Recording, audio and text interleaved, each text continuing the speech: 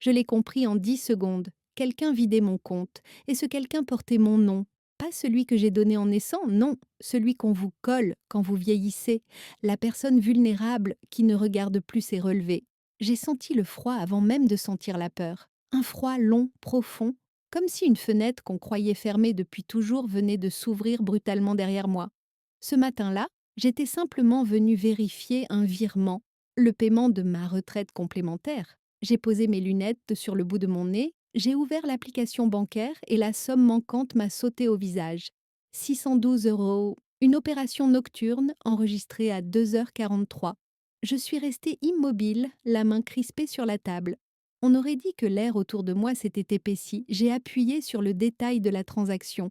Virement externe, à part gestion finance, autorisation validée. Ce mot-là, pendant autorisation, m'a donné la nausée. Je n'avais rien autorisé du tout, pas à cette heure-là, pas à personne. J'ai appelé la banque. Ma voix tremblait un peu, alors je l'ai forcée à devenir plus lente, plus posée. Bonjour, excusez-moi, je vois une opération étrange sur mon compte. La conseillère m'a demandé mon identité, ma date de naissance, quelques vérifications, puis elle s'est raclée la gorge d'une façon qui m'a glacée. Madame Morel, vous utilisez une application tierce pour vos virements? Non. Vous n'avez donné accès à personne? À personne. Un silence, un long silence. Pourtant, dit-elle, l'autorisation a été donnée depuis votre téléphone il y a un mois. À ce moment précis, quelque chose en moi s'est refermé. Une pièce que j'évitais d'éclairer depuis des mois. Je n'ai rien répondu. Pas un mot. J'ai simplement demandé la procédure pour contester. La conseillère parlait d'un ton doux, presque paternel, comme on parle aux personnes qui risquent de s'effondrer. Mais je n'étais pas en train de m'effondrer. Non, je prenais une forme nouvelle, plus dure, plus serrée, plus lucide.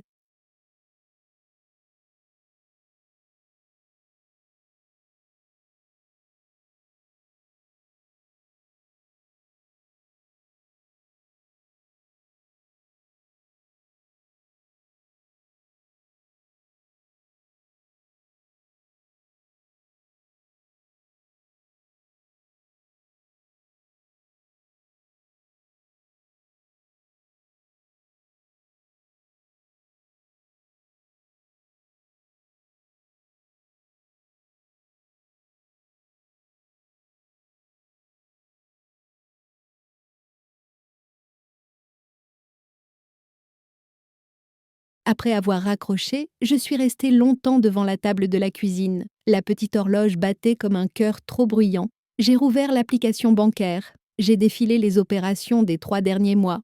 Et là, j'ai vu les petites disparitions. 40 €, 60 €, 85 €, des retraits presque timides. Et ensuite, plus gros. 300 €, 450 €, 730 €. Comment ai-je pu ne pas voir? Je me suis mordu l'intérieur de la joue jusqu'à sentir le goût du sang. La réponse est venue toute seule, parce que j'avais confiance. Parce qu'à force d'aimer, on finit par baisser les yeux. Et à force de baisser les yeux, on ne voit plus qui ramasse ce qu'on perd.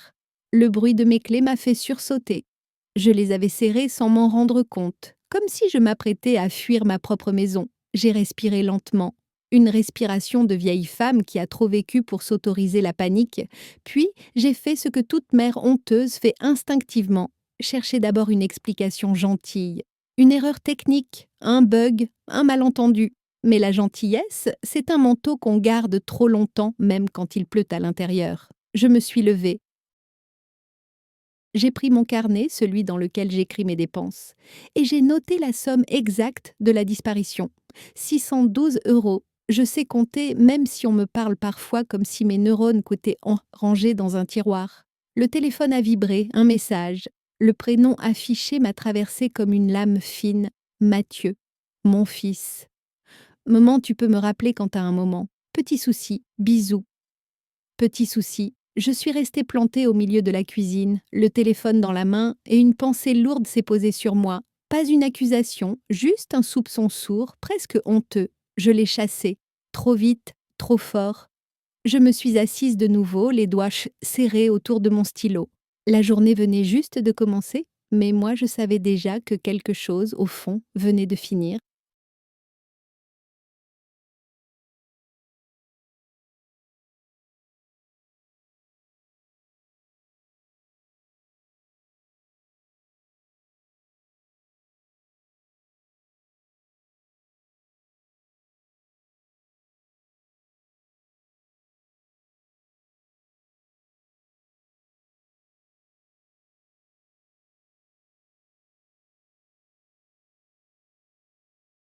Il m'a appelé en fin d'après-midi, juste au moment où je posais la bouilloire sur le feu.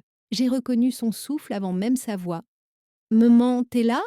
Il parlait vite, trop vite, comme quelqu'un qui veut arriver au sujet sans laisser le temps de poser des questions. Je me suis assise. À mon âge, on s'assoit pour mieux écouter, pas pour se reposer. Oui, Mathieu, qu'est-ce qu'il y a? Un silence léger, presque un battement d'ailes. Puis, tu pourrais me dépanner un peu? Juste 200 €. J'ai eu un imprévu. 200 €. Il disait ce chiffre comme d'autres disent ah, passe-moi le sel.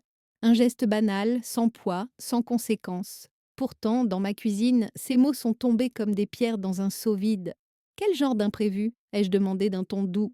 Je sais bien qu'à 40 ans, un homme n'a pas à se justifier devant sa mère, mais moi, j'avais besoin d'entendre sa voix se déplier autour d'un vrai motif. Rien de grave. Des frais bancaires. Un retard. Enfin, tu sais comment c'est. Je savais surtout comment il évitait de me regarder quand il parlait d'argent. Même au téléphone, je l'entendais tourner la tête, comme s'il parlait vers un mur. Les enfants grandissent, mais certains gestes restent.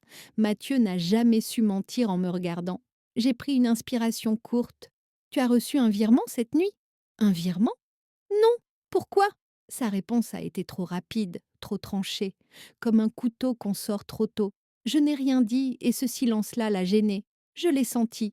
Mens, si ça t'arrange pas, je peux trouver une autre solution, hein. Je te mets pas la pression. Il disait ça, mais sa voix vibrait d'une tension qu'il ne contrôlait plus. Ce n'était pas une demande, c'était une habitude. Une vieille habitude usée jusqu'au fil. Et moi, je l'avais laissée s'installer comme une plante grimpante autour de ma vie.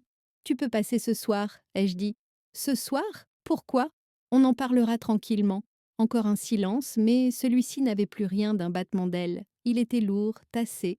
Bon, d'accord, je passe après le travail.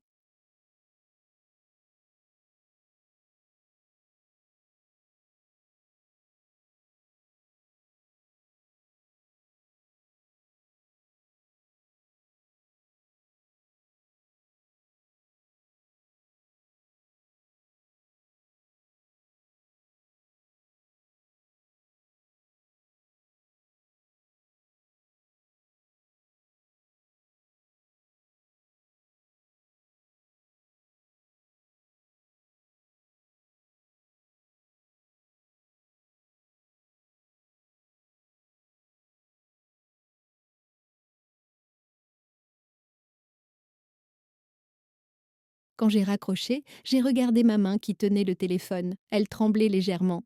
Pas de colère, pas de peur, de lucidité. Une lucidité tardive, mais solide.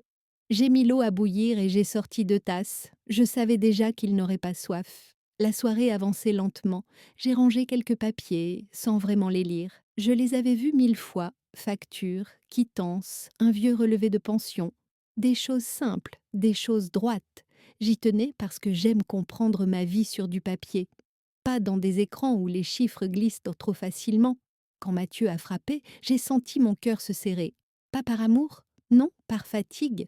La fatigue d'une mère qui sait qu'elle va devoir dire une vérité qu'elle repousse depuis trop longtemps. Il est entré avec l'odeur de l'extérieur encore sur son manteau, une odeur de froid humide et d'urgence mal cachée. Il s'est assis sans enlever ses gants, ce qui ne lui ressemblait pas. Alors, qu'est-ce qui se passe? Demanda-t-il en regardant tout sauf moi. Je lui ai tendu la tasse chaude. Regarde-moi, Mathieu. Il a levé les yeux.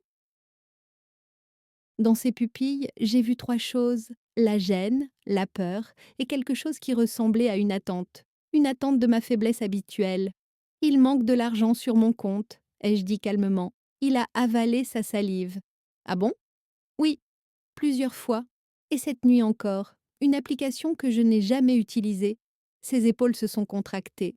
Maman, tu comprends rien à ces trucs-là. C'est peut-être la banque qui... Non, ai-je coupé doucement. Ce n'est pas la banque. J'ai posé la tasse devant lui. Tu veux du sucre? Non, non merci. Il ne buvait pas, bien sûr. Il n'avait pas soif. Il avait peur que mes questions lui restent en travers de la gorge. Je l'ai observé. Mon propre fils, mon enfant devenu adulte, mais perdu dans un mélange de fierté blessée et de dette qui l'étouffait. Il avait l'air fatigué, mais pas assez pour m'inspirer la confiance aveugle qui m'avait guidée jusqu'ici. Mathieu, dis-moi la vérité. As-tu touché à mes comptes? Il a ouvert la bouche, l'a refermée. Ses mains se sont crispées sur ses gants, comme si la vérité glissait entre ses doigts. Maman, si je t'explique, tu vas comprendre. C'était juste pour t'aider, pour gérer. Tu te fais du souci avec tout ça? Voilà, les mots sont tombés. Pas encore la vérité complète, mais la fissure. Je me suis redressée. Je sentais qu'il y avait encore un mur derrière lequel il cachait le reste. Un mur qui ne tarderait plus à se fissurer. La soirée n'était pas finie, et moi non plus.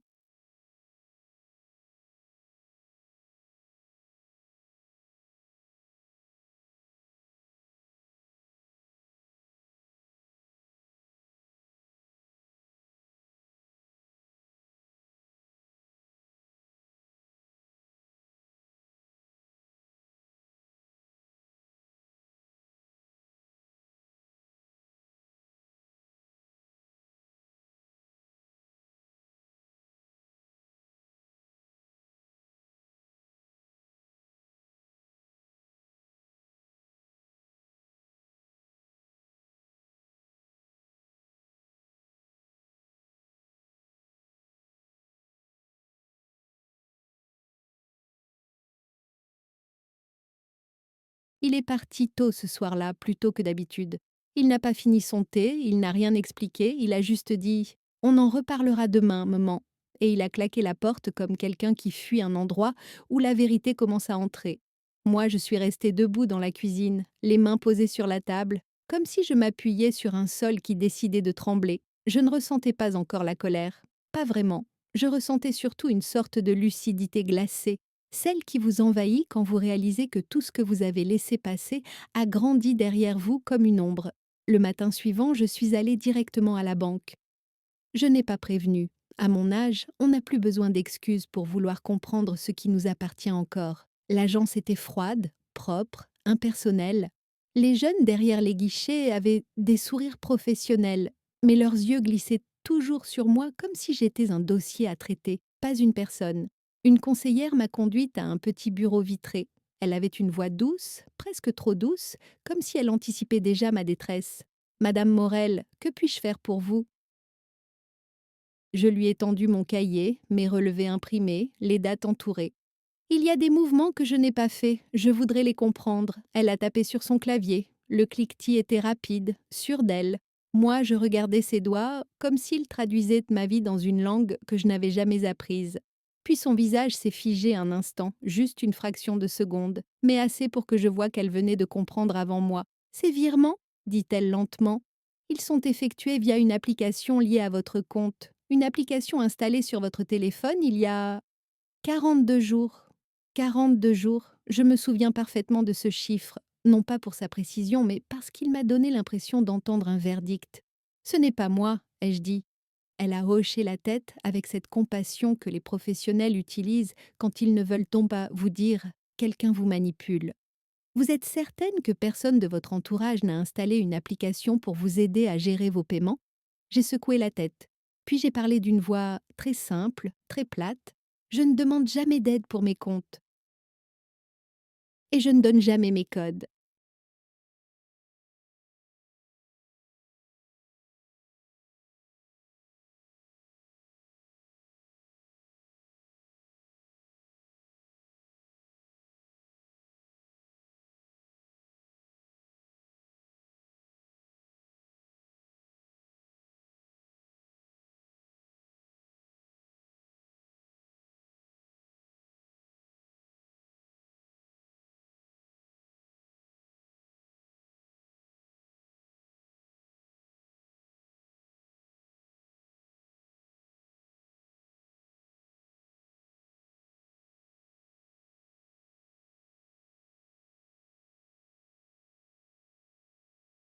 Elle a tapé encore, cherchant d'autres traces, d'autres explications, peut-être même une erreur du système pour alléger ma douleur.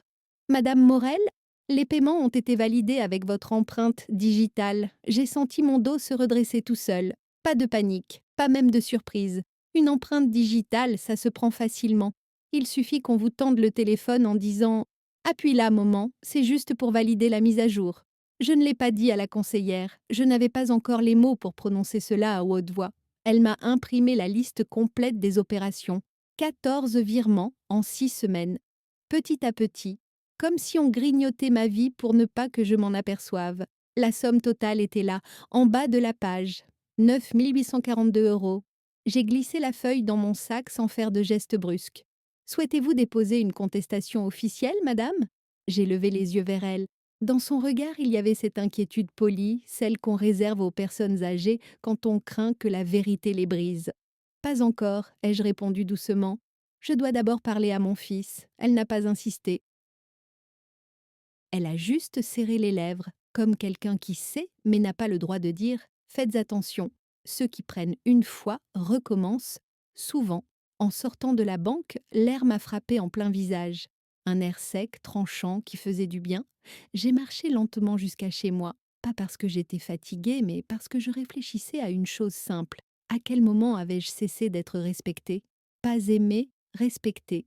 Quand je suis arrivée à la maison, j'ai posé mon sac, retiré mes gants, et j'ai allumé la bouilloire encore une fois. Le bruit de l'eau chauffant me calmait. C'est étrange comme certains sons deviennent des refuges quand les gens cessent de l'être. Puis j'ai pris mon téléphone. J'ai écrit un message court. Pas un reproche, pas une accusation. Mathieu, passe me voir ce soir, il faut que nous parlions sérieusement. Maman. Il a mis 12 minutes à répondre. Je peux pas ce soir, j'ai une urgence. On voit demain. Une urgence? J'ai regardé ce mot longtemps, et j'ai compris qu'il n'avait pas peur de ce qu'il faisait. Il avait peur que je m'en rende compte. La journée a avancé, le soir est tombé. Je suis restée seule, assise, la feuille de la banque devant moi, je n'étais pas brisée. J'étais en train de devenir quelqu'un que mon fils n'avait jamais rencontré.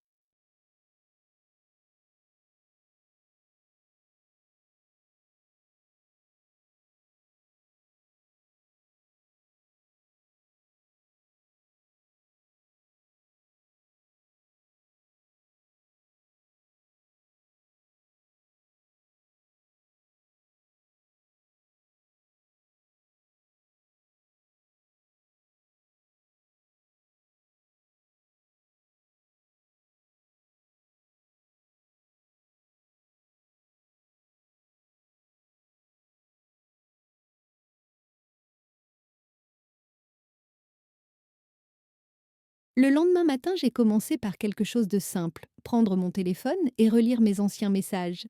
Pas par nostalgie, par logique. Quand on ne comprend plus le présent, il faut regarder les phrases qu'on a laissées passer sans les entendre. Je faisais défiler la conversation avec Mathieu, ligne après ligne.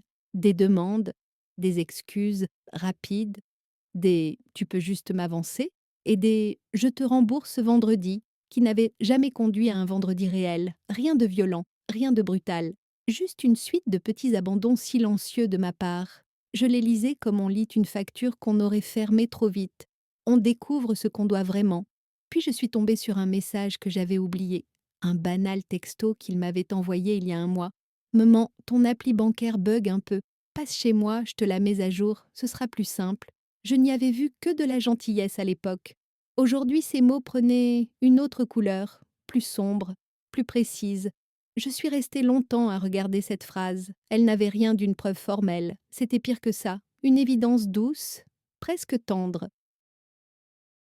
Le genre d'évidence qui ne vous frappe pas, mais vous ronge. J'ai reposé mon téléphone et j'ai ouvert mon grand classeur bleu où je range mes documents. Je l'ai feuilleté méthodiquement. Je voulais comprendre ce que j'avais signé ces dernières semaines. Je voulais m'assurer que rien d'autre n'avait glissé entre mes doigts. Tout était en ordre. Aucun contrat étrange, aucun document suspect. Juste mes factures, mes assurances, mes relevés. J'ai ressenti un petit soulagement, mais pas longtemps, parce que le problème n'était pas sur le papier. Il était dans ma propre maison, dans ma confiance trop généreuse. À midi, j'ai préparé une soupe simple, carottes, pommes de terre, un peu de thym. Je n'avais pas faim, je voulais juste occuper mes mains. Le silence autour de moi était lourd, je l'ai laissé faire, je n'ai pas cherché à le remplir. Parfois, il faut écouter le silence pour comprendre ce qu'on n'a pas voulu entendre.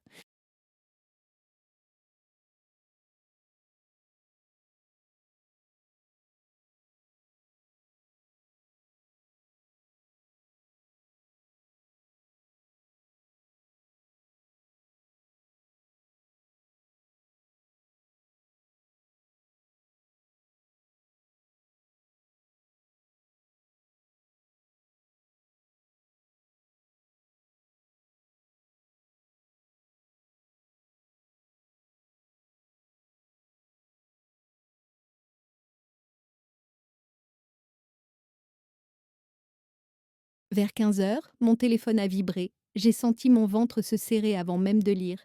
Désolée, maman, journée compliquée. On voit ça demain. Bisous. Demain, toujours demain. Les gens qui prennent s'habituent à vos délais.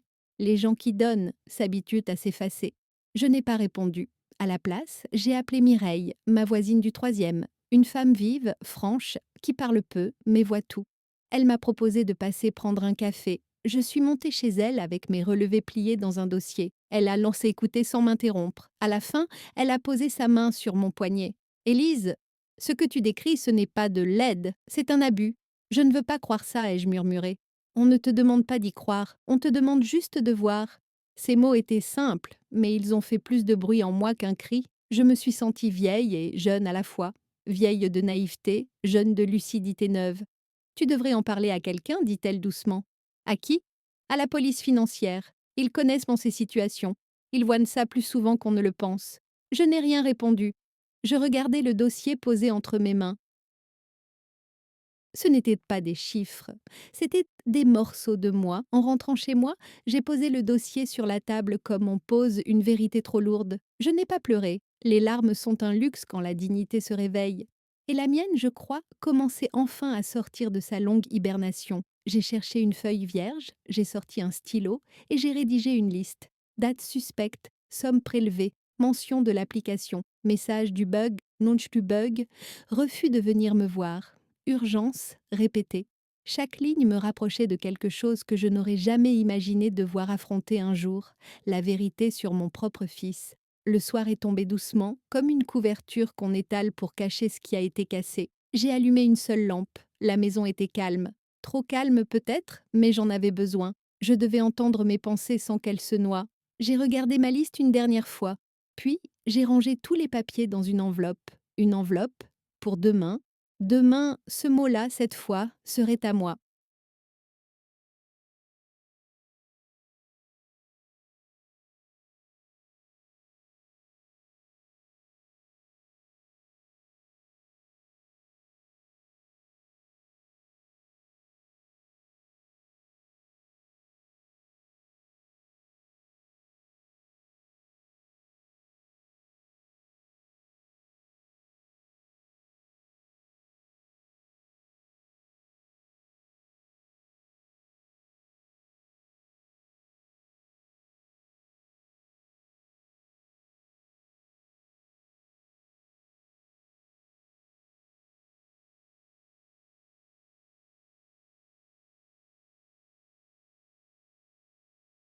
Le lendemain, je me suis réveillée avant l'aube. Pas parce que j'avais mal dormi, je n'avais presque pas dormi du tout. Quand on découvre que quelque chose se casse autour de soi, le sommeil devient un luxe. Mais je n'étais pas épuisée. J'étais tendue, comme une corde qu'on a tirée trop longtemps et qui soudain se souvient qu'elle peut encore vibrer. J'ai préparé un café fort. L'amertume m'a fait du bien. Elle ressemblait à ce que je ressentais. Puis j'ai ouvert l'enveloppe que j'avais remplie la veille. Les chiffres étaient en plat, les dates aussi, alignées comme une longue file de petites humiliations dont je ne m'étais pas aperçue. Vers 10 heures, mon téléphone a sonné. Mathieu. Je l'ai regardé vibrer sur la table. Pendant quelques secondes, j'ai laissé la sonnerie s'étirer, comme pour mesurer ma propre endurance. Puis j'ai répondu d'une voix parfaitement calme. Oui, Mathieu? Maman, j'ai vu ton message. Je te jure, j'arrive pas aujourd'hui. J'ai trop de trucs. On se voit ce week-end, c'est mieux. Le week-end, un report de plus. J'ai senti quelque chose se déplacer en moi. Pas de colère, non. Une fatigue ancienne qui cessait d'être discrète. Non, on se voit aujourd'hui. Maman, sérieux? J'ai pas le temps pour... C'est moi qui te parle, Mathieu. Je l'ai entendu se figer. Il n'avait pas l'habitude de m'entendre comme ça. Je n'avais pas haussé le ton. Je l'avais simplement retiré de cette douceur où je l'avais laissé flotter trop longtemps. D'accord, dit-il finalement. Je passe en début d'après-midi. Quand il est arrivé, il avait cette allure nerveuse que je connais trop bien. Le manteau entr'ouvert, le regard agité, les clés qu'il fait tourner dans sa main comme pour occuper un coin de son angoisse. Il s'est assis sans enlever ses chaussures. C'était déjà un signe. Alors, maman, qu'est-ce qui va pas? Dit-il d'un ton impatient. J'ai sorti l'enveloppe et je l'ai posée devant lui. Il l'a regardée comme si elle était vivante. Qu'est-ce que c'est? Tes réponses ou mes questions? Ça dépend de toi. Il a ouvert l'enveloppe, lentement. Les pages ont glissé sur la table. Il les a parcourues du regard, une à une, la mâchoire serrée. Maman, tu vas pas commencer, hein? Je ne commence rien, Mathieu, je termine. Il s'est passé une seconde, peut-être deux, et j'ai vu l'instant exact où il a renoncé à mentir. Ce minuscule relâchement dans ses épaules. Ce souffle trop fort.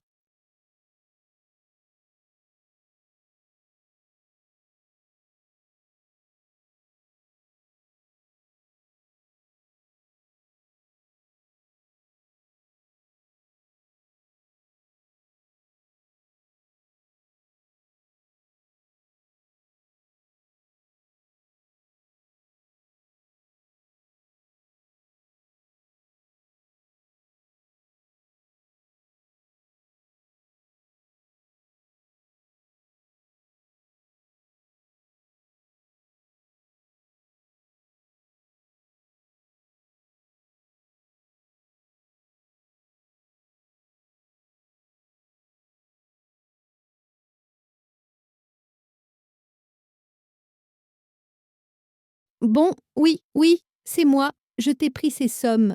Mais c'était pas pour te nuire. C'était pour t'aider. Tu comprends rien à l'argent, maman. C'était pour gérer, pour que tout soit en ordre. Ces mots-là, pour gérer, ont résonné dans ma cuisine, comme un écho que j'avais trop longtemps ignoré. On ne gère pas quelqu'un. On l'accompagne. On l'aime. On ne met pas la main dans ses poches derrière son dos. Pour m'aider, ai-je répété doucement. Et en quoi exactement me prendre presque 10 000 € m'aide-t-il, Mathieu? Il a levé les yeux vers moi avec une sorte d'agacement nerveux, comme s'il trouvait ma question incompréhensible. Maman, tu te rends pas compte, tu paniques nous pour tout, les virements, les factures.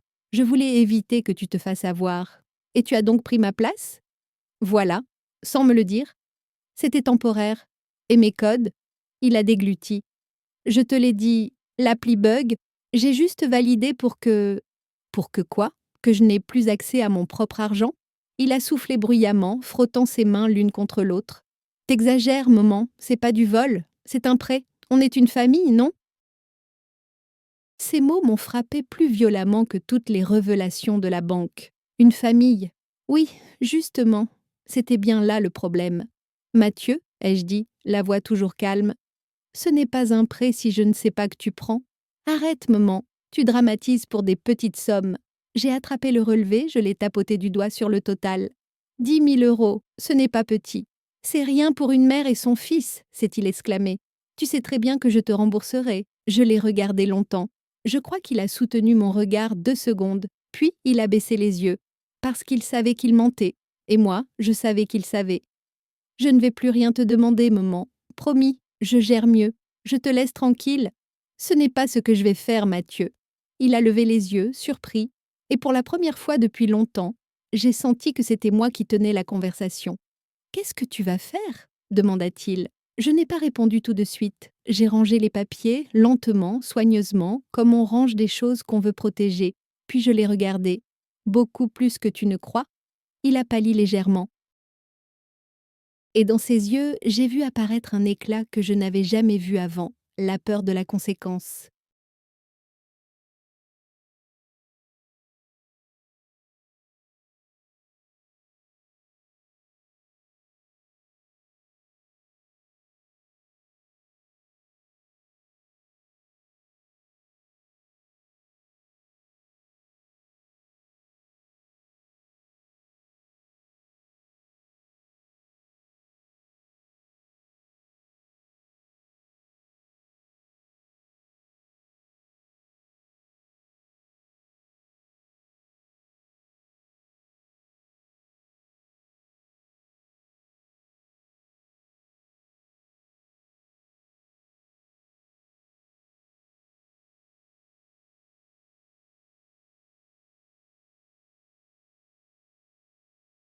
Il est de rester un moment assis devant moi, figé, comme si mes mots avaient déplacé l'air dans la pièce. Ce n'était pas grand-chose pourtant. Je n'avais pas crié, je n'avais pas frappé du poing, j'avais seulement dit une vérité qu'il n'avait jamais entendue de ma bouche. Je ne suis plus la femme docile que tu pensais connaître.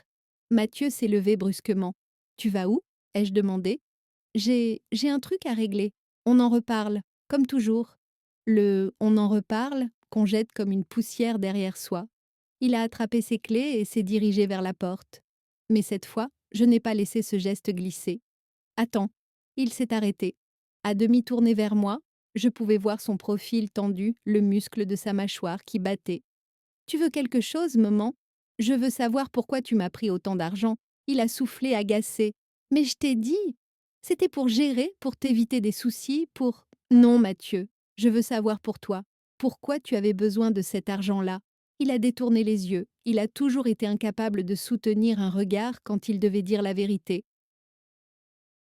C'était déjà vrai quand il était petit, mais à l'époque, c'était archi-nécessaire, c'était attendrissant. Aujourd'hui, ce n'était plus attendrissant, c'était révélateur. Finalement, il a murmuré. C'était pour couvrir des trucs, des dettes, des frais. Tu comprends pas? Alors explique-moi, ai-je dit calmement. Il s'est retourné d'un geste brusque et sa voix a changé, plus sèche, plus nerveuse.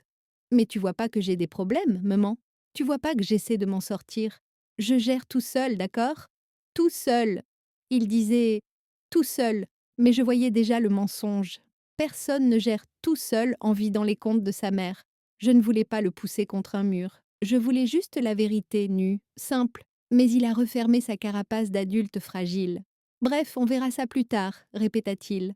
Non, Mathieu, plus tard c'est fini. Il m'a regardé comme si je venais de lui annoncer que la terre avait changé de couleur. Qu'est-ce que tu veux dire? Je veux dire que je ne signerai plus rien, ni papier, ni mise à jour, ni application, ni aide. Rien. Personne t'a demandé de signer.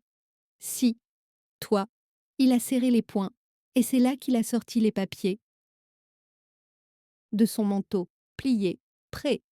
Déjà que tu te méfies de moi, dit-il, autant qu'on fasse les choses claires. Ce sont juste des autorisations, pour simplifier, pour que je puisse gérer le paiement de tes charges si tu as un souci. Ça évite les complications. C'est normal à ton âge. Normal à ton âge. J'ai senti ces mots comme une gifle silencieuse, pas violente.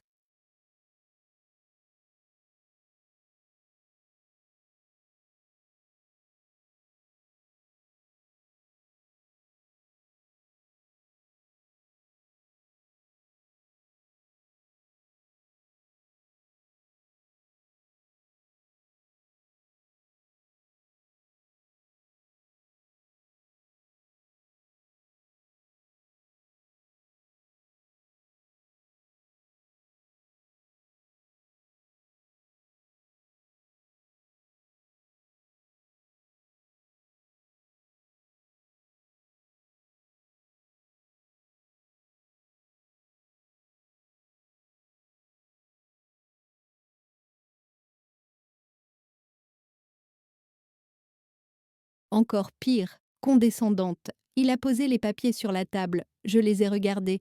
Une procuration bancaire, une délégation de gestion, une autorisation générale. Tu veux que je signe ça? Ai-je demandé doucement. Mais oui, c'est logique, non? Tu n'as plus envie de t'en occuper, tu me l'as dit 1000 fois. Je t'ai dit que ça me fatiguait, pas que je voulais que tu le fasses à ma place sans me le dire. Il a détourné le regard. Encore un signe. Mathieu, ai-je ajouté, pourquoi tu veux ça maintenant? Il a haussé les épaules. Parce que c'est plus simple ainsi, pour tout le monde. Pour tout le monde.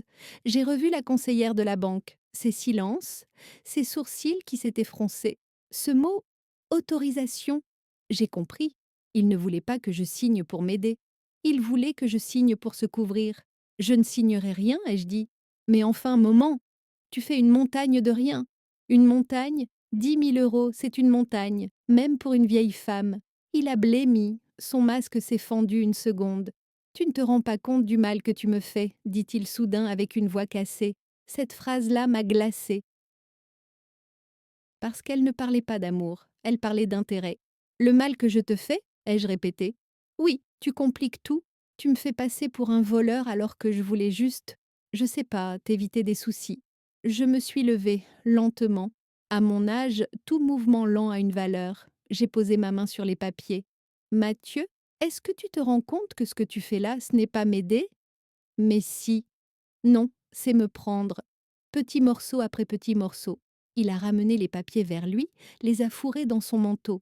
Tu vois, tu veux rien comprendre. Je pensais que tu me faisais confiance. Mais si tu veux tout gérer toi-même, débrouille-toi. Je me casse. Il est parti sans un regard. La porte a vibré quand elle s'est refermée. Je me suis retrouvée seule dans ma cuisine. La lumière était grise, le silence trop large. J'ai posé mes doigts sur la table, ils étaient froids. Mais moi, je ne l'étais plus. Parce qu'à cet instant précis, j'ai compris une chose simple, terrible et nécessaire. Mathieu ne s'arrêterait pas. Pas de lui-même. Il fallait quelqu'un pour l'arrêter. Et ce quelqu'un, ce serait moi.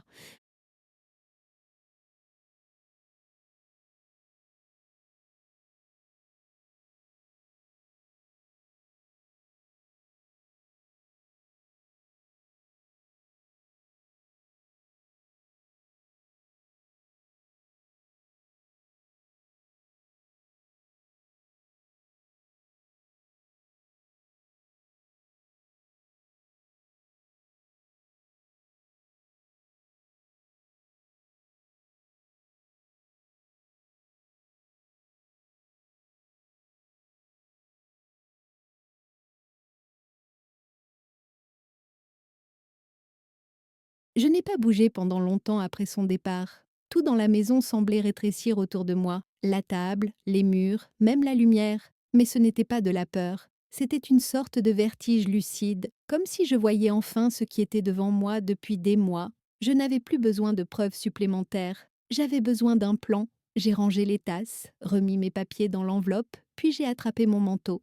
Je ne voulais pas rester chez moi avec cette odeur de tension encore collée au mur. Marcher aidait à respirer, à remettre les pensées dans l'ordre. À mon âge, on apprend que l'esprit se clarifie mieux dans le mouvement lent. Je suis sortie dans la rue. L'air était froid, piquant.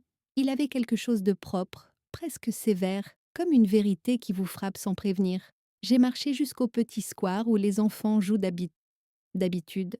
À cette heure-là, il était vide. Juste le bruit discret des feuilles sèches sous mes pas.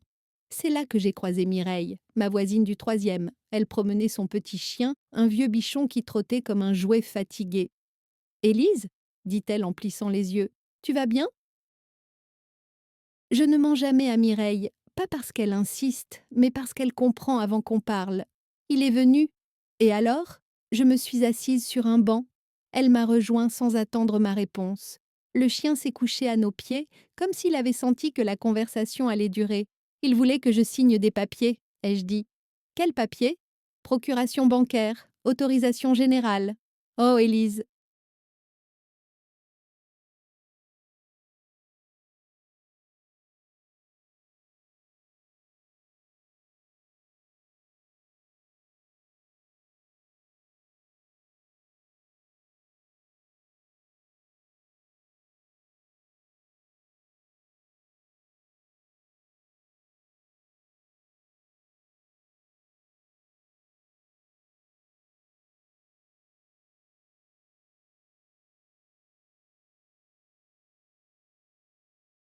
sa voix s'est brisée dans un soupir. Elle a secoué la tête comme on ferait devant un enfant pris en faute grave.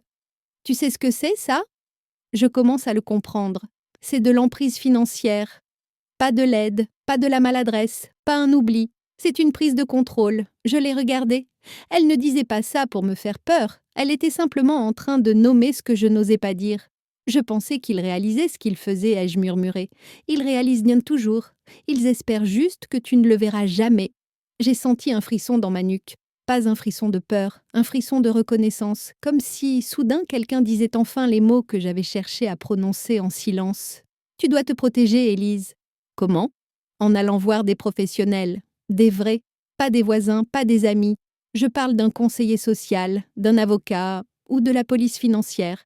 J'ai eu un geste de recul presque imperceptible. La police, pour mon propre fils. À mon âge, rien n'est plus contre nature. Je ne veux pas l'enfoncer, ai-je soufflé.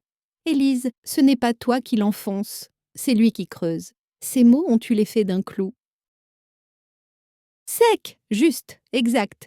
Le chien s'est secoué, comme pour chasser le froid. Mireille a posé une main sur mon bras. Tu n'es pas seule. Si tu veux, je viens avec toi. Non, ai-je dit doucement. Merci, mais ça, je dois le faire seule. Alors fais-le, avant qu'il ne prenne plus. Avant qu'il ne prenne plus. Cette phrase a tourné dans mon esprit longtemps après avoir quitté le square. Sur le chemin du retour, j'ai croisé des inconnus, des couples, des étudiants, des parents pressés. Je me sentais en décalage. Comme si je marchais dans un monde où les autres vivent encore normalement, pendant que moi, je découvrais que ma propre maison était devenue un terrain fragile. Arrivée chez moi, j'ai posé mon sac, enlevé mon manteau et suis restée devant la table. L'enveloppe blanche y était posée, intacte mais différente. Elle avait pris du poids, pas celui du papier, celui de la décision. Je me suis assise, j'ai ouvert mon carnet et j'ai écrit une dernière ligne au bas de la liste. Consulter police financière, protection juridique. En refermant le carnet, j'ai senti quelque chose en moi. Pas de la violence, pas de la vengeance, rien de bruyant. Juste une détermination silencieuse, presque maternelle. Pas pour lui, pour moi, parce qu'il y a un âge où l'on cesse d'accepter ce qui nous détruit. Et j'étais arrivée à cet âge-là.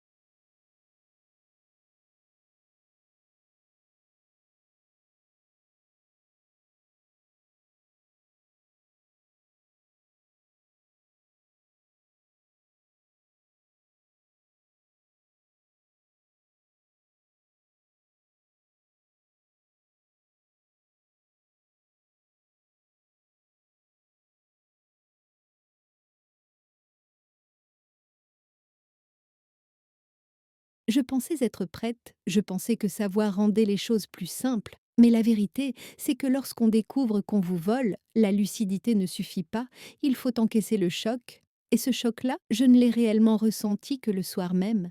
Il était un peu plus de 22 heures, la maison était silencieuse. Je faisais semblant de lire, mais mes yeux glissaient sur les lignes.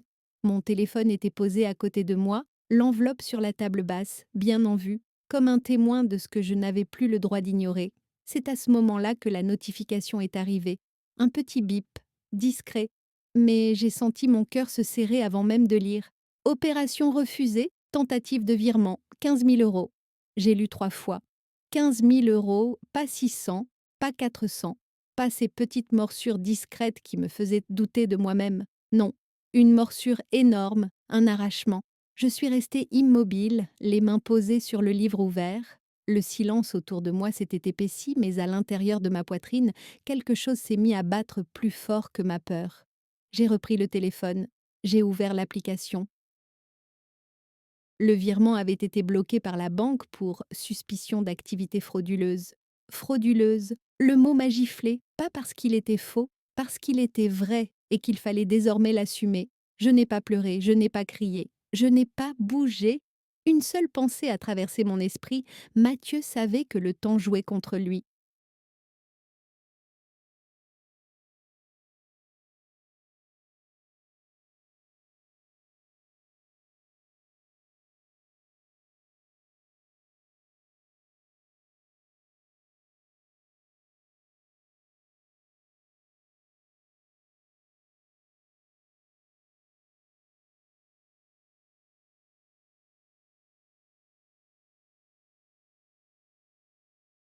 Je me suis levée et j'ai marché jusqu'à la fenêtre. La rue était vide, une seule voiture stationnée, un lampadaire vacillant.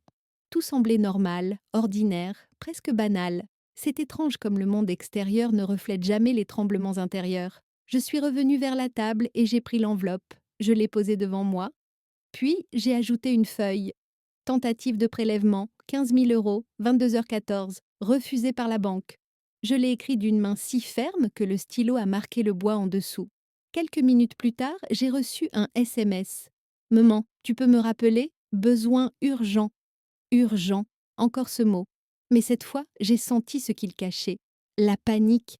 Ce n'était plus la panique du fils dépassé, c'était la panique du voleur surpris. Je n'ai pas répondu tout de suite. J'ai attendu 1 minute, 2. Je voulais que mon silence pèse un peu, qu'il apprenne, ne serait-ce qu'un instant, ce que c'est d'attendre la vérité. J'ai fini par écrire: Je t'appelle demain, là je dors. Mensonge, mais un mensonge nécessaire. Parce que dormir, je savais bien que je ne le ferais pas. La maison était devenue trop silencieuse, trop lourde. Je sentais ma respiration courte, pas de peur, mais d'une énergie étrange, presque nouvelle. J'ai allumé la lumière de la cuisine, fait chauffer de l'eau, versé une tisane. Mes mains tremblaient à peine. Pas assez pour renverser, assez pour comprendre que quelque chose en moi venait de se briser pour de bon. Pas mon amour, non, mon indulgence. Quand j'ai éteint la lumière, j'ai entendu un bruit dehors, un pas, lointain, peut-être un voisin, peut-être rien. Mais ce soir-là, tout me semblait chargé d'un sens que je ne pouvais plus ignorer. Je suis allée me coucher, mais je suis restée allongée, les yeux ouverts dans le noir. Je revoyais le chiffre, 15 000 €. Je voyais la notification.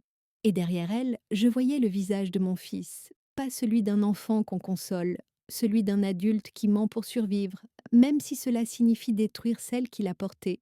Je ne savais pas encore comment j'allais faire, mais je savais une chose, ce n'était plus seulement une question d'argent, c'était une question de respect et de survie. Le lendemain, j'irai au guichet de la banque, avec l'enveloppe, avec les preuves, avec moi-même, plus droite que jamais.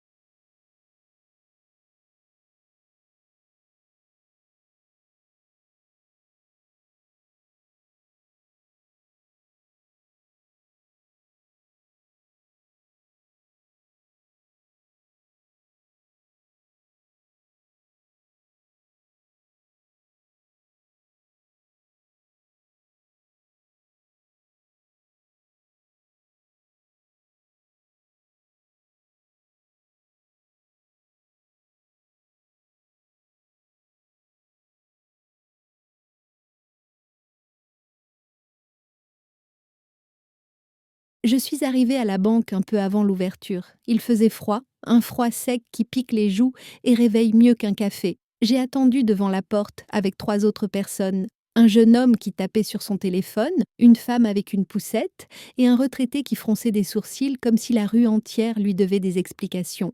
Moi, j'avais mon enveloppe dans mon sac. Elle semblait plus lourde qu'hier, peut-être parce qu'elle contenait désormais quelque chose de plus grand que des chiffres. Ma décision de ne plus me laisser faire. Quand les portes se sont ouvertes, j'ai salué, doucement. La jeune conseillère d'hier n'était pas là. Une autre femme m'a accueillie, visage calme, regard attentif. Pas de sourire forcé. Bonjour madame, que puis-je faire pour vous? Je lui ai tendu ma carte bancaire. J'aimerais revoir mes opérations avec quelqu'un. Il y a eu une tentative hier soir. Elle a hoché la tête et m'a invité à la suivre dans un petit bureau. Une pièce simple, une table claire, 2 chaises, un ordinateur, rien de menaçant. Et pourtant, je sentais mon cœur battre plus fort que d'habitude. Pas de nervosité, de gravité. Elle a tapé mon code client, vérifié mon identité, puis regardé l'écran en silence. Oui, je vois. Une tentative de virement de 15 000 € à 22h14. Ce n'est pas moi, elle m'a regardé. Une seconde, peut-être deux.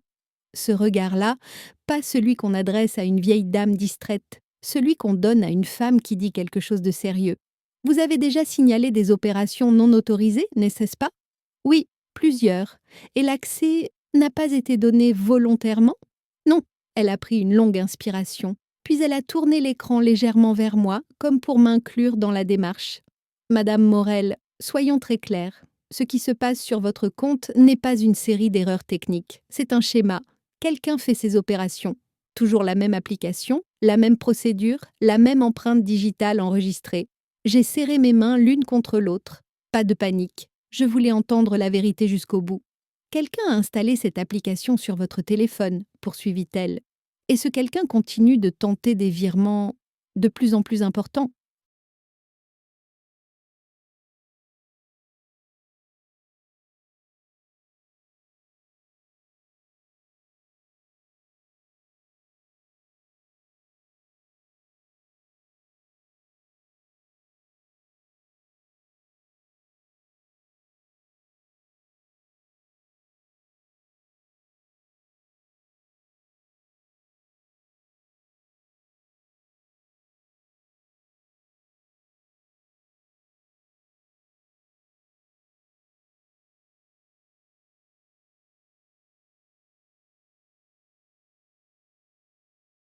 Elle a marqué une pause. Cela ressemble à une prise de contrôle, financière, familiale, Peut-être, ce mot-là, familial, m'a transpercé doucement, pas comme une arme, comme une aiguille, juste assez pour que la vérité entre. Je ne veux pas de problème, ai-je dit. Vous n'en créez pas, vous les subissez. Ces mots ont frappé quelque chose de profond en moi. Parce qu'ils étaient exacts, elle m'a proposé de porter une contestation officielle. J'ai hoché la tête. Elle a imprimé plusieurs formulaires.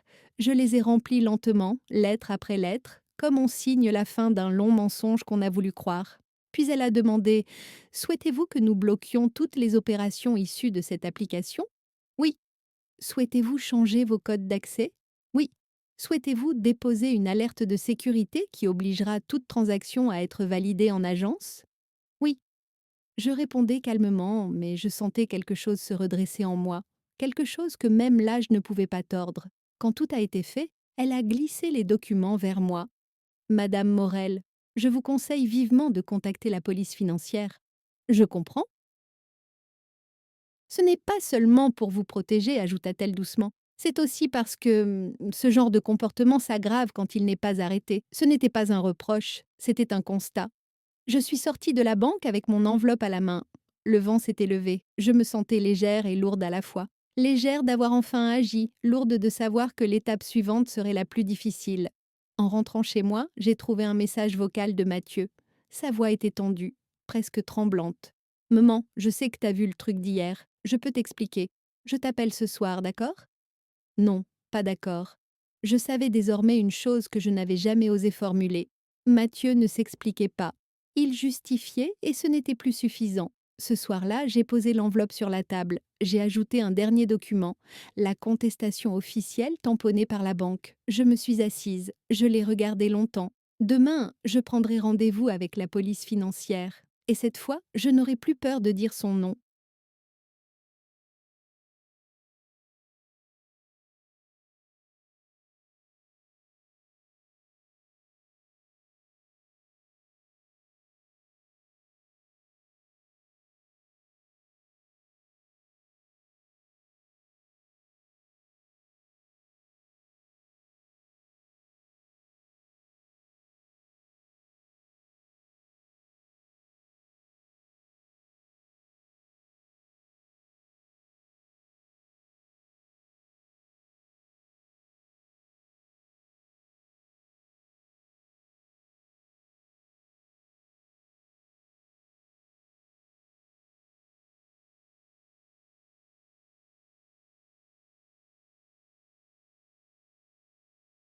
Il a appelé plus tôt que prévu, vers 18 heures. Je n'avais pas envie de répondre, mais je l'ai fait, pas pour lui, pour entendre jusqu'où il irait mentir.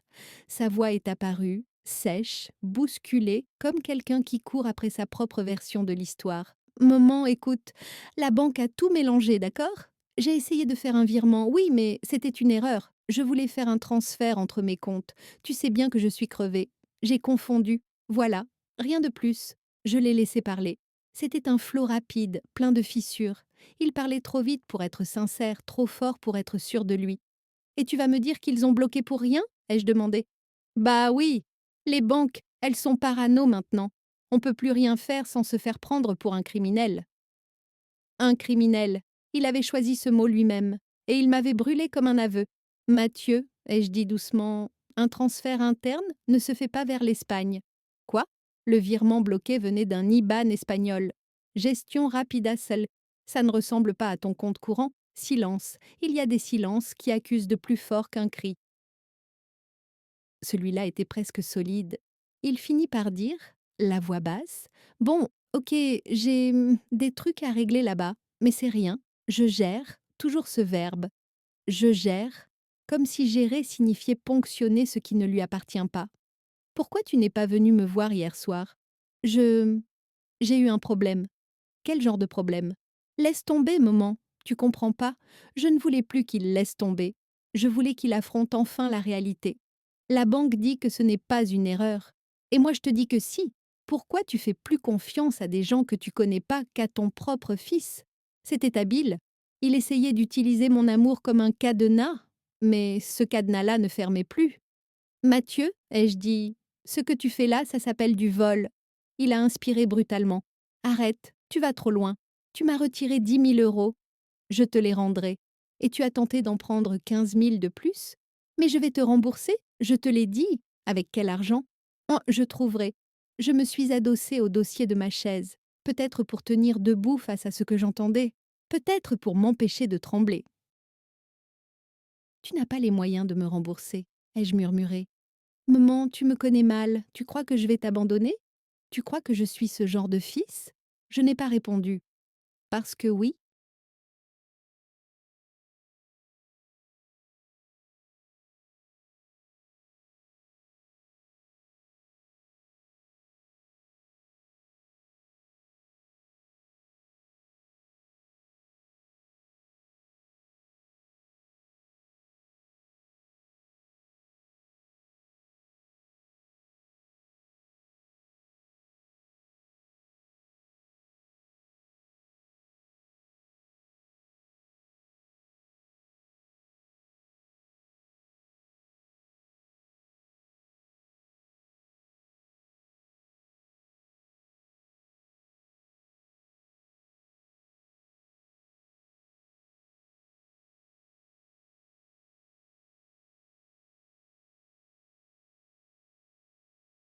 J'étais en train de le croire. Il a continué, plus vite, plus fort, comme s'il tentait de masquer ce qu'il savait être vrai. C'est parce que t'écoutes les autres. Ta voisine, là, Mireille, elle te monte la tête. Elle dit quoi, hein? Que je suis un manipulateur? Un profiteur? Il avait prononcé les mots exacts que je ne lui avais jamais dit. Il savait que son masque glissait. Mathieu, ai-je répondu calmement, je n'ai parlé qu'à la banque. La banque, la banque, la banque! T'es devenu leur perroquet ou quoi? Il a crié cela comme on crie lorsqu'on sent qu'on perd le contrôle. Puis il a baissé d'un ton, brutalement, soudainement, comme quelqu'un qui change de stratégie. Écoute, maman, on peut régler ça tous les deux. Pas besoin de faire des histoires, pas besoin d'alerter qui que ce soit. On parle, tu me laisses gérer un peu, et tout ira mieux. Ces mots-là ont résonné en moi comme un avertissement silencieux. Tu me laisses gérer un peu. Il ne voulait pas s'excuser, ni réparer. Il voulait reprendre le contrôle. Mathieu, ai-je dit d'une voix que je ne me connaissais pas, j'ai contesté toutes les opérations. Quoi? La banque a tout bloqué. Maman, t'as pas fait ça. Dis-moi que t'as pas fait ça. Je pouvais presque l'imaginer, debout quelque part, le téléphone serré trop fort, le monde s'effondrant autour de sa poitrine. Et demain, j'ai rendez-vous pour discuter avec quelqu'un au sujet des protections possibles. Quelqu'un? C'est qui? Quelqu'un? Tu n'as pas besoin de savoir. Un souffle court, puis une phrase, murmurée comme une menace qu'il ne contrôlait pas tout à fait. Tu vas me le payer. Je n'ai pas eu peur. Étonnamment, pas du tout. Non, Mathieu, c'est toi qui vas payer. Un jour ou l'autre, tu vas ruiner ma vie. Tu es en train de ruiner la mienne. Un silence est tombé, dense, épais, lourd comme une porte qu'on referme. On en reparlera, dit-il enfin. Pas un adieu, pas un pardon, pas une remise en question, une fuite. Il a raccroché. Je suis restée là dans ma cuisine, le téléphone encore dans la main. Je n'avais plus de doute, plus d'illusion, plus de voile à tirer. La personne que j'avais en face de moi n'était plus mon fils. C'était un homme qui se noyait et qui était prêt à s'accrocher à moi pour ne pas couler. Dans la pièce, il n'y avait que le silence et moi. Demain, je ne parlerai plus à Mathieu. Demain, je parlerai à la justice.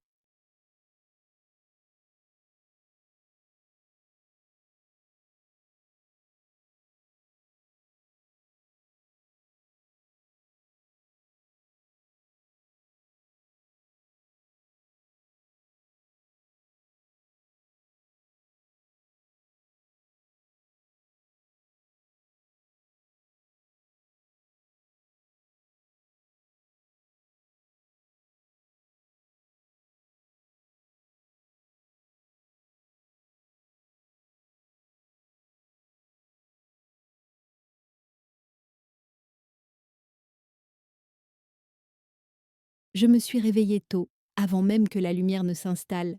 Ce n'était pas de l'angoisse, c'était autre chose, cette tension silencieuse qu'on ressent quand on sait que la journée va changer quelque chose en nous. Je suis restée un moment allongée, immobile, à écouter ma propre respiration. Elle était régulière, posée, comme si mon corps avait compris avant mon esprit que je ne reviendrais plus en arrière. J'ai ouvert les volets. Le ciel était gris, l'air humide. Une journée de décision. J'ai préparé un café, un de ceux qui réveillent le plus la conscience que les muscles. Puis j'ai pris l'enveloppe, celle que j'avais préparée. Elle pesait lourd dans ma main, comme si elle contenait non pas des papiers, mais des années de silence. À 9 heures, je suis sortie. Je n'ai pas appelé de taxi. Je voulais marcher. À mon rythme, on prend de mauvaises décisions quand on va trop vite. À mon âge, on avance doucement, mais sûrement. Ce matin-là, j'avançais sûre. Le centre social n'était pas loin, une vieille bâtisse modernisée à moitié, avec une plaque qui indiquait conseil et accompagnement, comme si le mot aide leur brûlait les lèvres. Je suis entrée.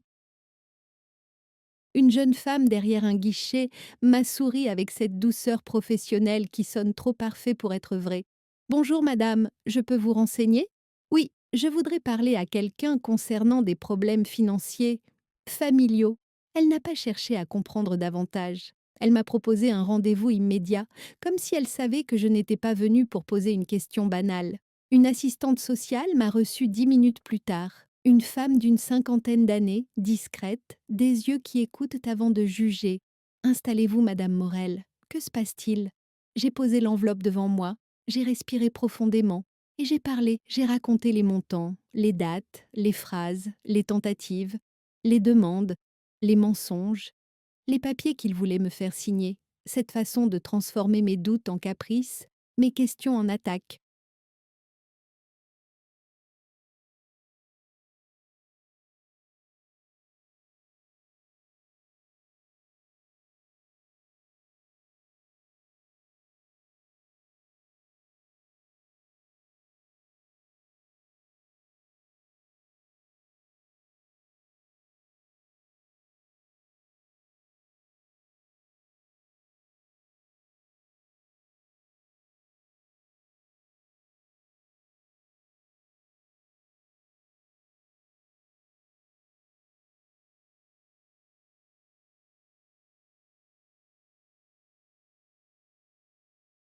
Je n'ai pas pleuré, je n'ai pas tremblé. Je disais les choses comme elles s'étaient passées, comme une vieille femme qui fait le ménage dans une pièce qu'elle n'a jamais osé ouvrir. L'assistante sociale m'écoutait sans m'interrompre. De temps en temps, elle notait quelque chose. Quand j'ai eu terminé, elle a fermé son carnet, lentement. Madame Morel, ce que vous décrivez, ça s'appelle de la violence économique intrafamiliale. Je suis restée silencieuse. Le mot violence ne m'a pas choquée. Il m'a simplement remise droite. Ce n'est pas seulement du vol, ce n'est pas seulement de l'abus de confiance, continua-t-elle. Votre fils exerce un contrôle sur vous, il vous met en dépendance, il manipule vos émotions pour justifier ses actes. Ce que vous vivez, beaucoup de femmes de votre âge le vivent aussi. Vous n'êtes pas un cas isolé, je les regardais sans cligner. Je voulais entendre tout, même ce qui blessait. Et vous devez être protégé. Maintenant, elle a pris une brochure, me l'a tendue. Vous devez contacter la police financière, pas plus tard que cette semaine. Leurs équipes, elles sont formées pour ces situations. Ils pourront bloquer légalement toute tentative future, ouvrir un dossier, enquêter s'il le faut. Je n'ai pas répondu tout de suite. Elle m'a laissé réfléchir. Vous savez, dit-elle doucement, beaucoup de mères pensent qu'aller voir la police, c'est trahir leur enfant. Mais ce n'est pas ça. C'est le protéger de lui-même. Et c'est vous protéger. Vous. Parce qu'une personne qui fait ça ne s'arrête jamais tant qu'elle n'est pas arrêtée. Je n'ai pas pleuré, mais j'ai senti mes doigts se resserrer autour de l'enveloppe. Je suis prête, ai-je dit. Elle a hoché la tête. Je peux vous donner le contact direct du service, et si vous souhaitez, je peux même les appeler avec vous. Non, ai-je répondu. Je dois le faire moi-même. Elle m'a tendu un papier avec un numéro. Je l'ai pris. Mon geste était ferme, presque solennel, comme si je signais un acte important, celui de ma propre survie. Et mon fils? Ai-je demandé. Ce n'est pas votre rôle de vous inquiéter pour lui aujourd'hui. C'est à la justice de lui rappeler les limites, à vous de vous protéger. En sortant du centre, le vent s'est levé, il a fait voler quelques feuilles sèches autour de moi. La ville semblait la même, mais quelque chose en moi avait changé de poids. Je me sentais droite, entière, presque neuve. Je suis rentrée chez moi. J'ai posé l'enveloppe sur la table, puis j'ai pris le papier avec le numéro. Je me suis assise. J'ai respiré. Demain, j'appellerai la police financière, pas pour détruire mon fils, pour ne plus me détruire moi-même.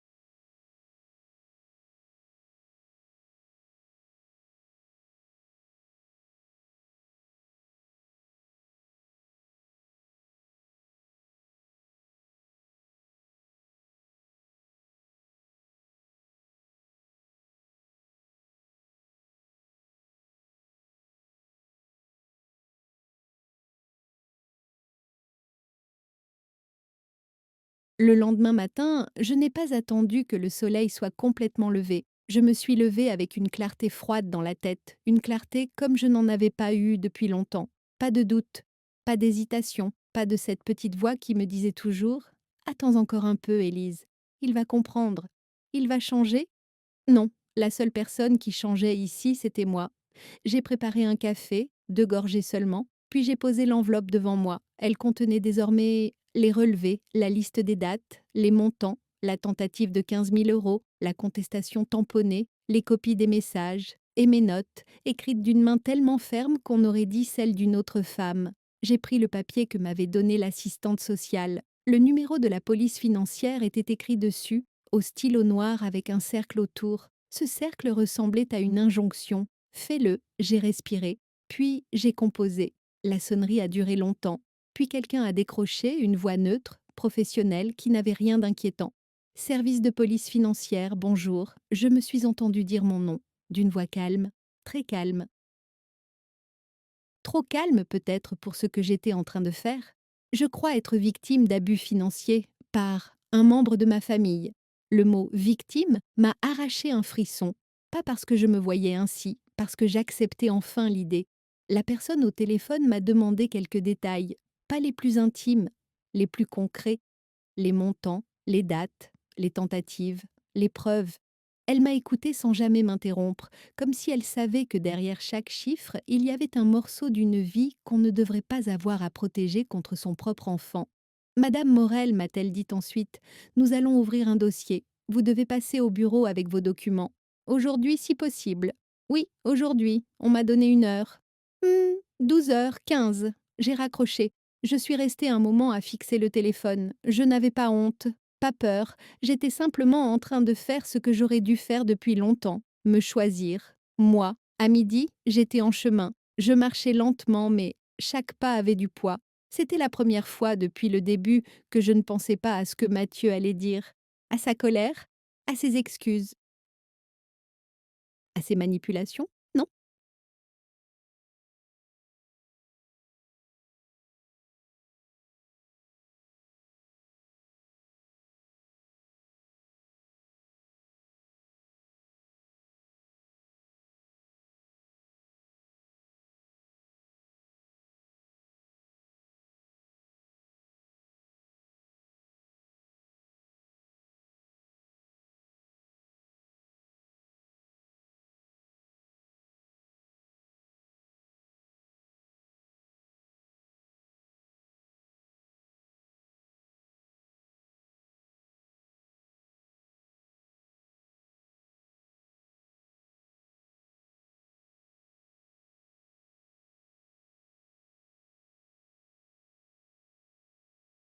Je pensais à moi, à mon argent, à ma maison, à ma dignité. Devant le bâtiment de la police financière, j'ai eu un petit pincement, rien de douloureux, quelque chose comme un changement de saison intérieure, une fin, un début. J'ai poussé la porte. Un agent m'a accueilli, m'a demandé mon nom.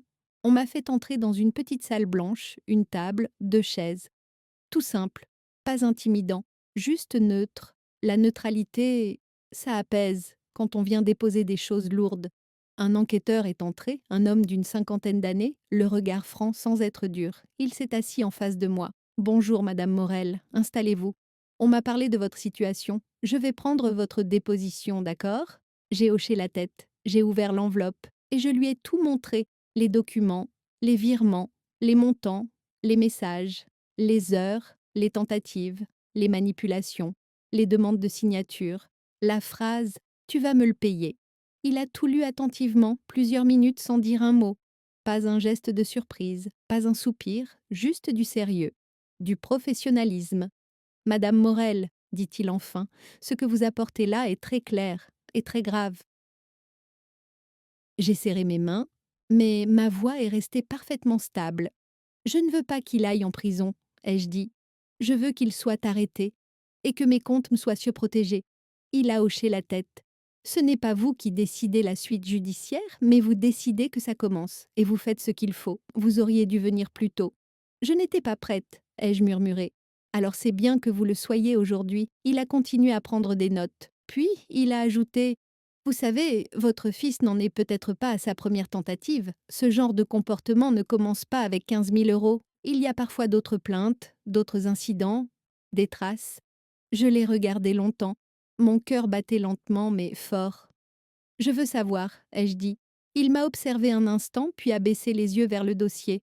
Nous allons vérifier. À partir de maintenant, c'est notre affaire autant que la vôtre. Je me suis redressée, pas fière, pas victorienne, juste droite. J'avais commencé quelque chose, et quoi que cela déclenche, j'étais prête.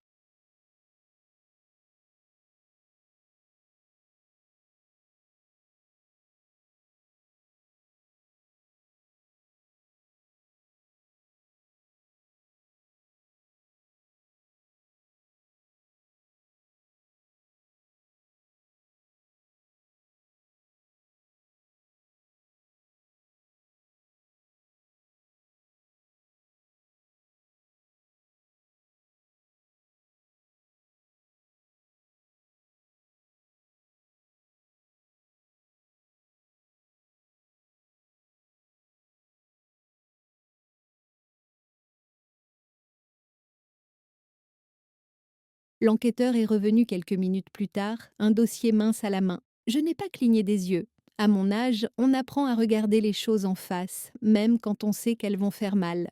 Il s'est assis, a posé le dossier devant lui et m'a regardé avec une gravité tranquille.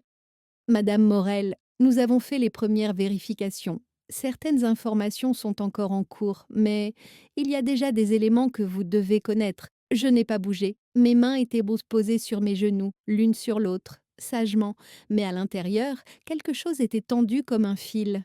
Il existe effectivement des mouvements suspects qui ne concernent pas seulement votre compte, poursuivit-il. Votre fils est apparu dans plusieurs signalements bancaires. Rien d'officiellement ouvert, mais suffisant pour attirer notre attention.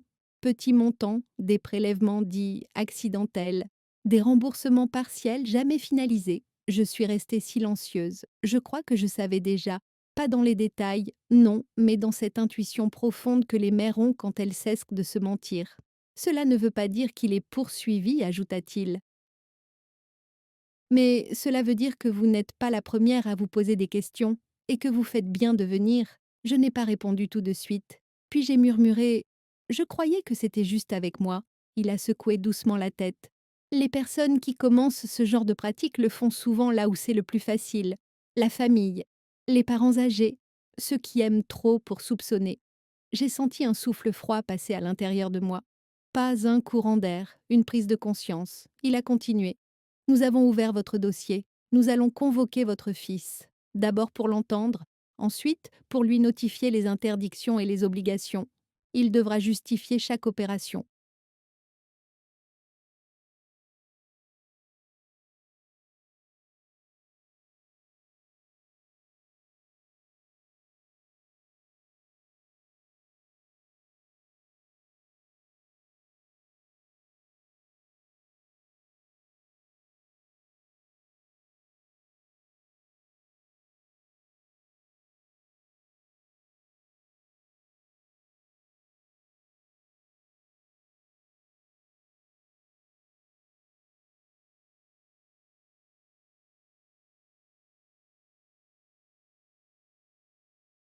Je l'ai regardé longtemps.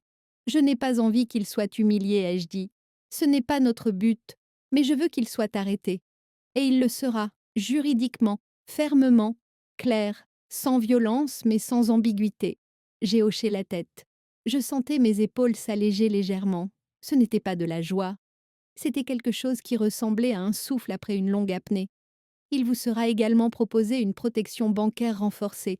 Nous allons notifier votre établissement. Votre fils ne pourra plus accéder à rien, pas un centime, pas un code, pas une demande administrative à votre nom. C'est un verrou judiciaire, un verrou, enfin. Et si il insiste, ai-je demandé, alors cela devient une nouvelle infraction, et là, ce n'est plus entre vous et lui, c'est entre lui et la loi. Je suis restée droite sur ma chaise, je ne tremblais pas. Même mon cœur semblait avoir adopté un rythme plus lent, plus solide. Et moi, ai-je demandé après un moment, qu'est-ce que je dois faire maintenant? L'enquêteur a croisé ses mains, penché légèrement vers moi, vivre normalement, chez vous, avec vos comptes sécurisés, et nous prévenir du moindre contact suspect. Mais surtout, vous tenir à ce que vous avez commencé. Ne pas laisser la culpabilité vous faire reculer. C'est l'arme la plus dangereuse dans ce type de situation. La culpabilité. Oui, je la sentais déjà poindre, comme une vieille douleur familière. Mais elle ne me dominait plus. Il a ajouté: Vous n'êtes pas responsable de ce qu'il fait, Madame Morel.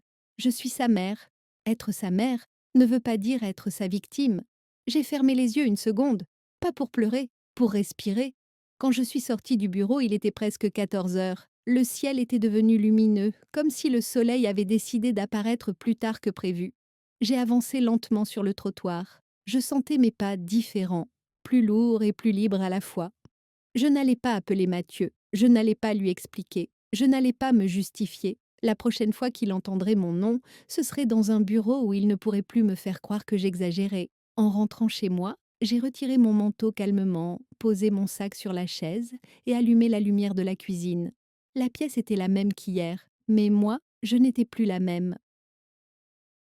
Je me suis servi un verre d'eau, j'ai bu lentement, et pour la première fois depuis longtemps, je me suis dit: Je ne suis plus seule et je ne suis plus en danger.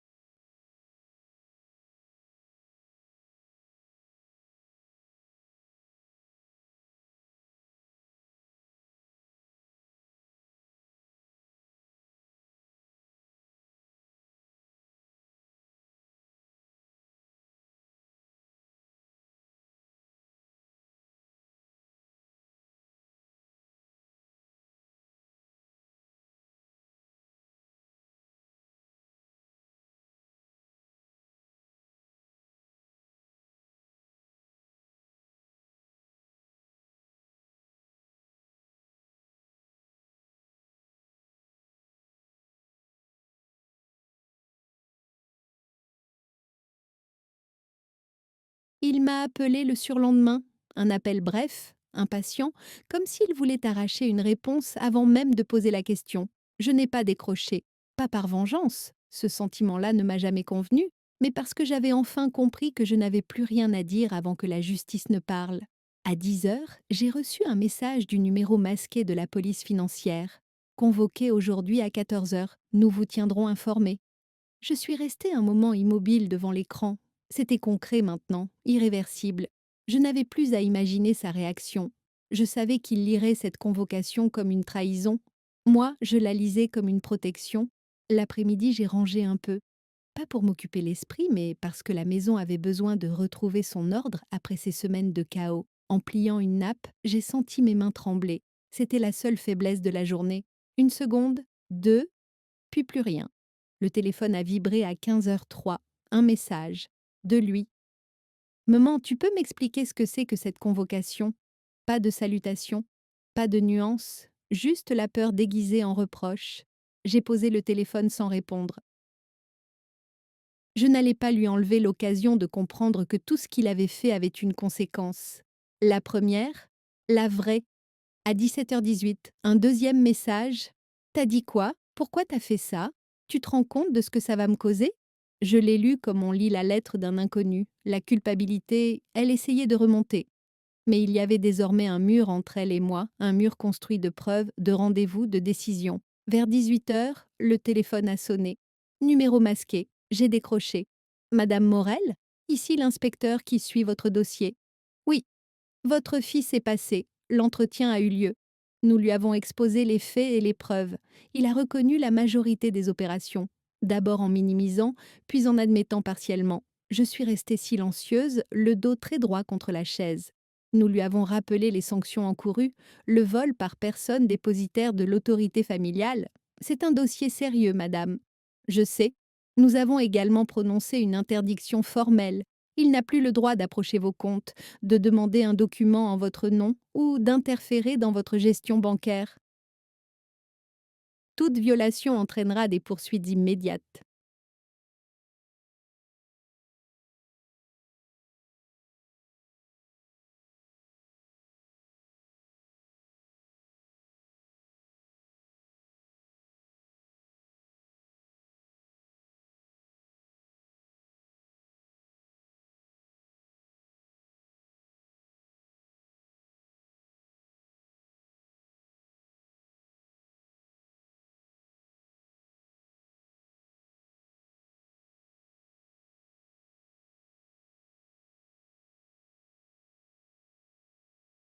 J'ai senti quelque chose se détendre en moi, pas un soulagement complet, un début. Est-ce qu'il a compris? Ai-je demandé. Il était secoué, très secoué. Il a tenté d'argumenter sur son rôle protecteur, mais les faits sont clairs. Il devra aussi entamer un plan de remboursement supervisé. Un plan, encadré, pas une promesse en l'air. Vous avez bien fait de venir, Madame Morel. Je l'ai remercié.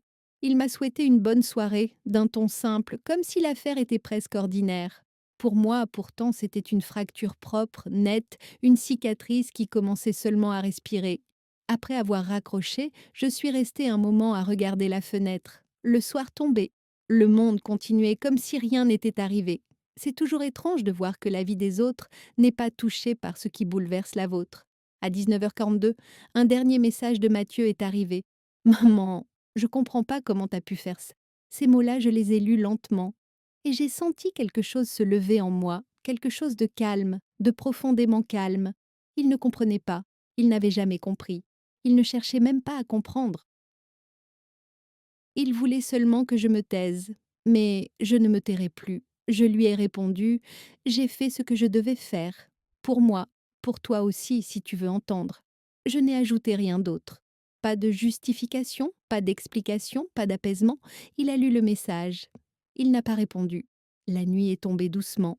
J'ai bu un thé chaud, seule, dans ma cuisine, et pour la première fois depuis longtemps, je me suis sentie en paix, pas heureuse, pas soulagée, en paix. Demain, je rangerai les papiers dans un classeur. Demain, je penserai à la suite. Mais ce soir, une seule vérité suffisait. Je m'étais choisie.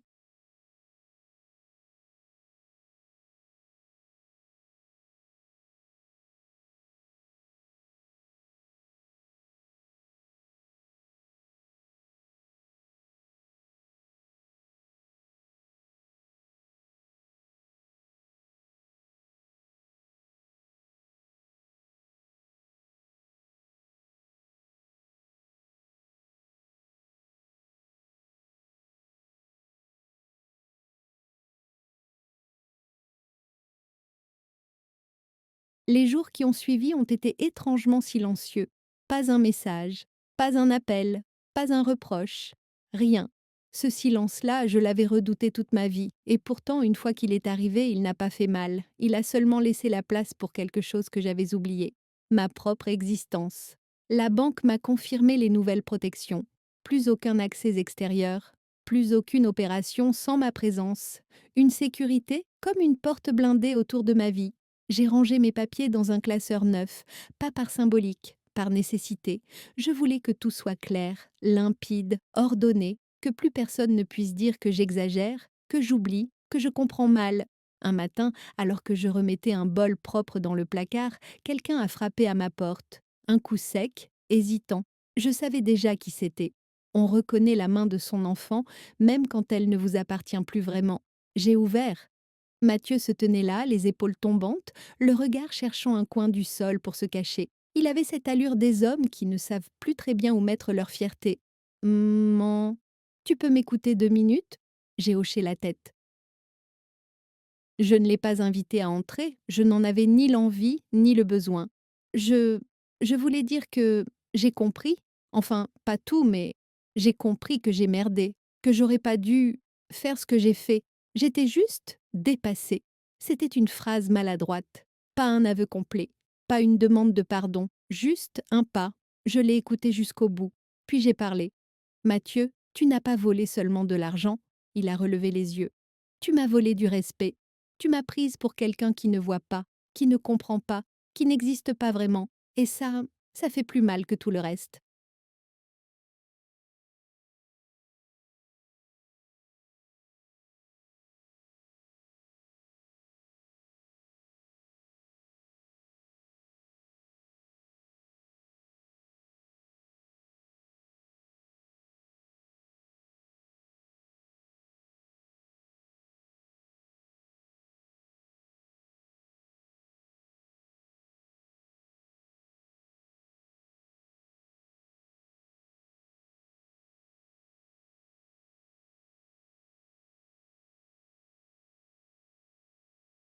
Il a ouvert la bouche pour répondre, puis l'a refermée.